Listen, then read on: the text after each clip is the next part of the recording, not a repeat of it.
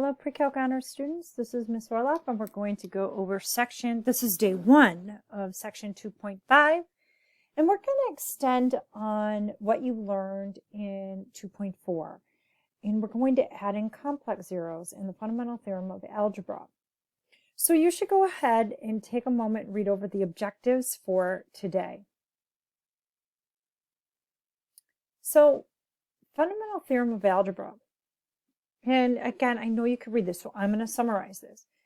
If I have a polynomial function of degree n, and we should remember a polynomial function is a function with integer degrees that are greater than or equal to 0. So like 0, 1, 2, 3, 4, those, and on and on and on. So what we're saying is that function will have, if the degree is n, it will have n complex zeros. Complex zeros, complex numbers, it houses all real and non-real numbers. So if I have a degree of 5, I am guaranteed 5 zeros over this set of complex numbers.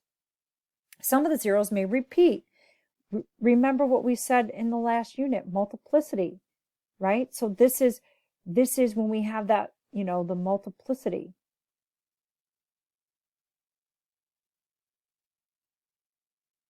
All right, so we're going to go ahead today and find all possible zeros.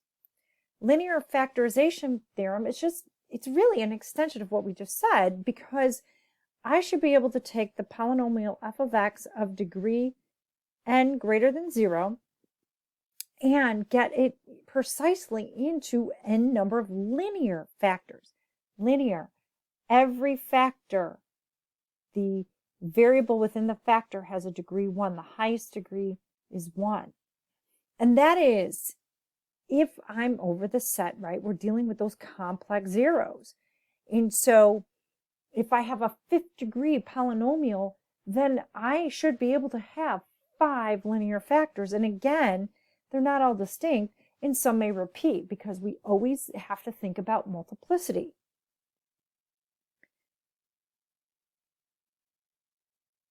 So, fundamental polynomial connections in the complex case. So, we want to talk about the function f, and when k is a complex number. So go ahead, pause the video please, and read 1, 2, and 3. So when x equals k, we can call that a solution or a root. So I can ask you the same question on an assessment, find the solution or find the root. And these things, the solution or root, are what values of x that make the function equal to 0. The output's 0. K is also considered a 0 of the function f, again because it makes the output 0. K minus x is a factor of f of x, that linear factor. Notice I did not mention x-intercepts. So up till now, when we deal with real numbers, we say, well, those zeros are also x-intercepts. Well, x-intercepts are always zeros, or solutions, or roots. But they're not necessarily zeros, roots, and solutions aren't always x-intercepts. If they are real, then they are. If they are non-reals, then they're not in the real plane. We're going to talk about complex conjugate zeros. So before we could talk about that, we must always meet criteria. First, f of x must be a polynomial function, and this is a big part, with real coefficients. Okay? Weird things happen if my coefficients are not real. Okay? And f of x has a complex zero of a plus bi. If you remember from Algebra 2, a plus bi is a complex number where a is the real part, right? Bi, we have that imaginary part where b cannot equal 0. Then a minus bi is also a 0 of the polynomial. So complex zeros, where they have an imaginary part, they come in pairs as long as we have real coefficients. Please do not forget that. Real coefficients. So I'm going to get into our first example. We're going to write a polynomial function of minimum degree with the given zeros in factored form. I'm happy about that. I don't want to multiply this out and put it in standard form. And graph the function and answer the following questions. So I'm going to do a rough sketch of the graph because I want to just always extend on that end behavior, but I'm not going to get this beautiful, perfect graph. Now, I could make this problem even more challenging if I gave you the zeros and I gave you a specific leading coefficient that must occur. We're going to just start with the basics. So I must pay attention to when I have a complex zero. It seems as though I have 3 zeros. But because of the fact that if I have a real coefficient, and I should say that a polynomial function with real coefficients, then I know that 2 plus I is also a 0. Now, I have 4 zeros. The minimum degree I can have is a 4th degree, as long as I don't think about multiplicity. So in factored form, I'm going to think about it this way, and I'm going to do some work over here. I'm going to just set up these zeros for this first time and talk about it. If I go ahead and go backwards and I think about where these came from, right, the factors, right, I have that listed. And now I can say, okay, in factored form, and I want to make sure I write this as an equation, f of x equals x plus 3 times the quantity x minus 4, and then so on and so on.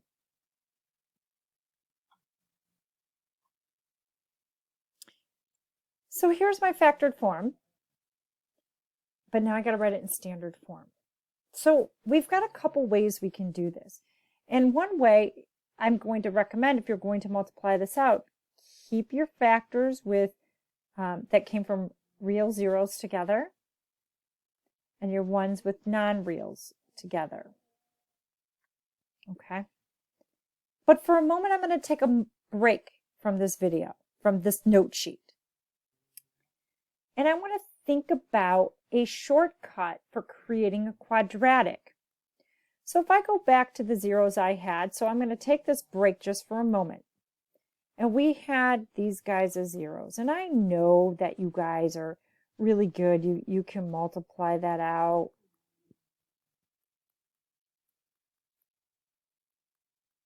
You're like, great, I got it.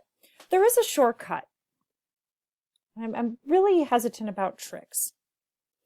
And so as long as I keep my leading coefficient of the quadratic as 1, I could say, well, I had the 0, -3, and I had the 0 of +4. And I remember a quadratic is in this form. And so what I'm going to think about it, if I have it in this form, and I'm going to think about this as a equaling 1 for this time being, then I can say, well, as long as a equals 1, and I could force that and have fractional b's and c's, then I can say, well, the b is equal to the opposite of the sum, and the c is equal to the product. And of course, I can think about, I could really say b over a, and I could have divided through. So I want to be very clear that this is me making the assumption that a is 1. And this is a shortcut. Let's check it out. -1, -1. -12, -12. And why is that going to be useful? Because I'm going to have to go ahead and create two quadratics. We already have this one. This is from the yellow, but now I've got to think about the blue. And so I'm going to use the shortcut on the blue over here to the side. I'm actually just going to go back to that plain paper I had. And I know one of my zeros was 2 minus I, and the other zero was 2 plus I.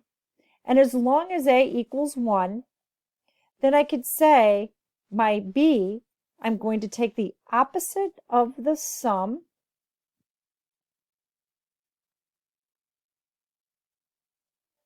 Well, I get -4.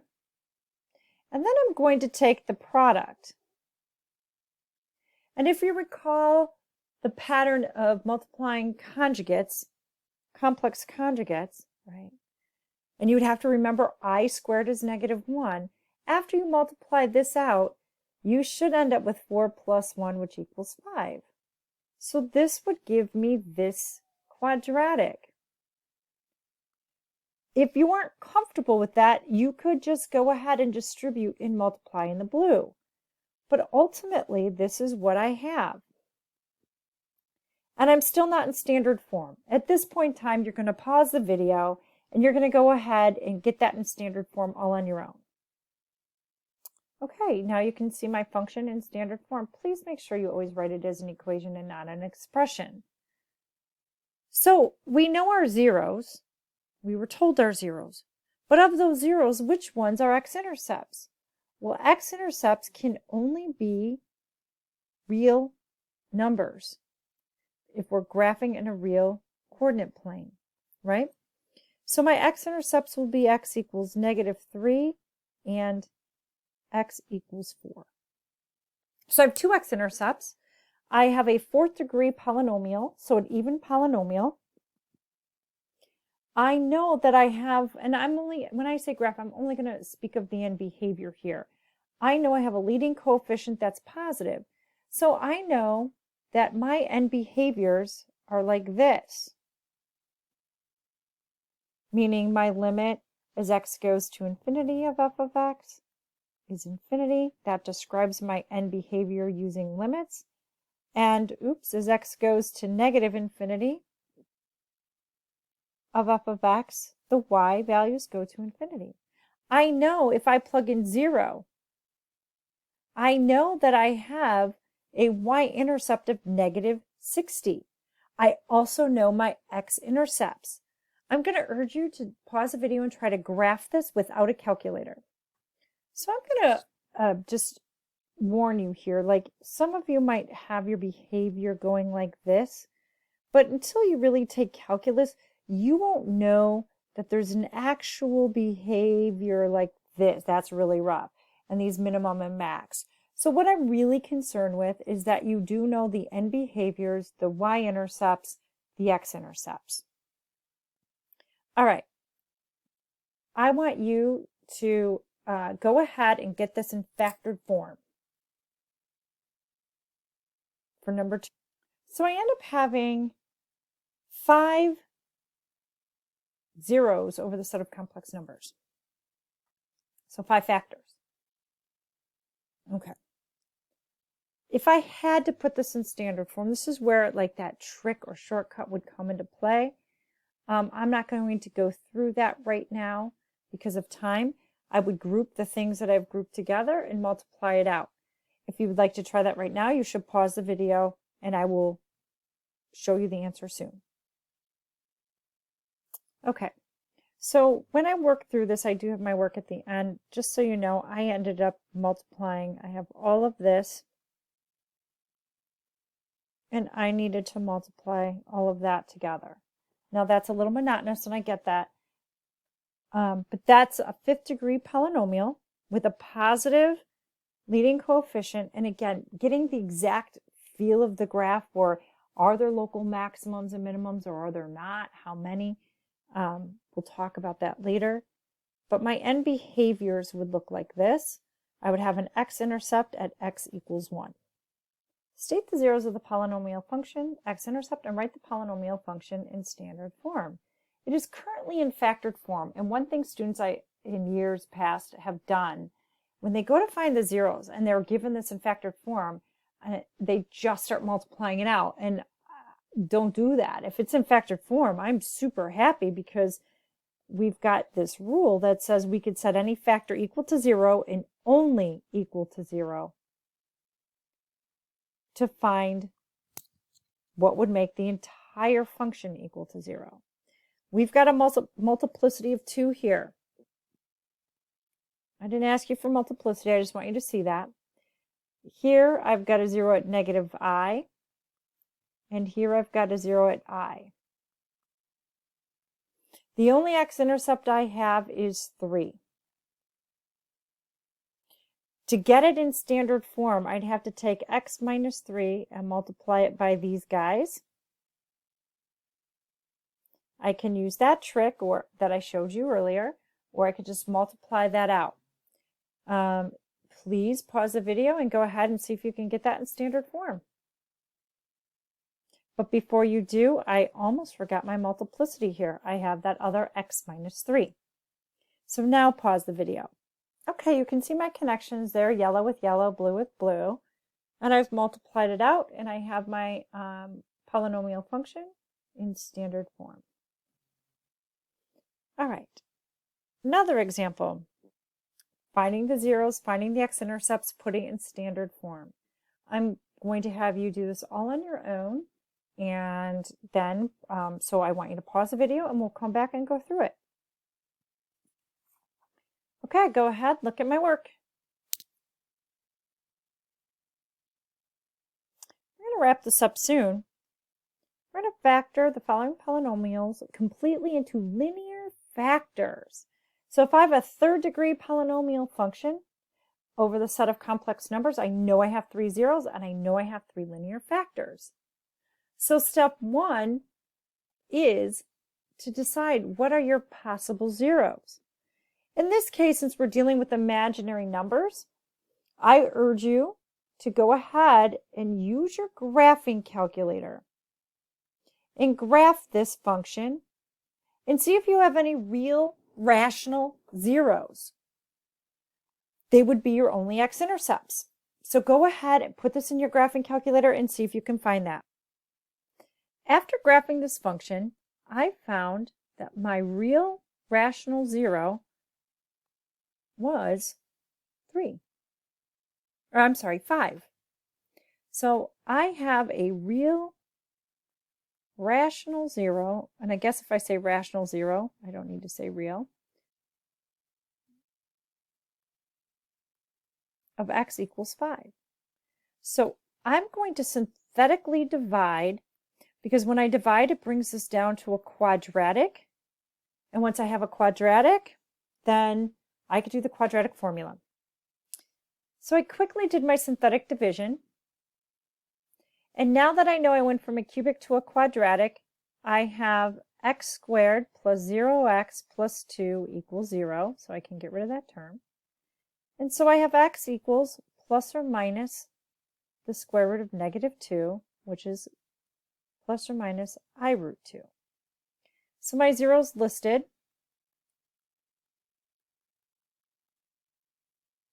And now I'm going to go ahead and write them as factors.